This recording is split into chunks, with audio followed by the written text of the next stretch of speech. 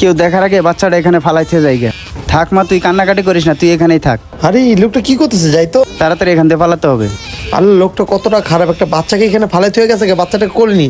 না না, বাবু কাঁদে না, বাবু কাঁদে না। আল্লাহ, মানুষ এতটা কাফের হয়ে গেছে, রাস্তাঘাটে কেউ এইভাবে বাচ্চাটাকে ফালাইতে হয়ে চলে যায়? ওদের কি এই দুনিয়ার মৃত্যুর ভয় নাই? এত সুন্দর একটা বাচ্চাকে মেট্রো রেলের নিচে এভাবে কেউ ফেলে চলে যায়? এই বাচ্চাটাকে এখন আমি কি করি, মাথায় তো ঢুকতেছে না। এক কাজ করি, আমার সাথেই ওকে নিয়ে যাই।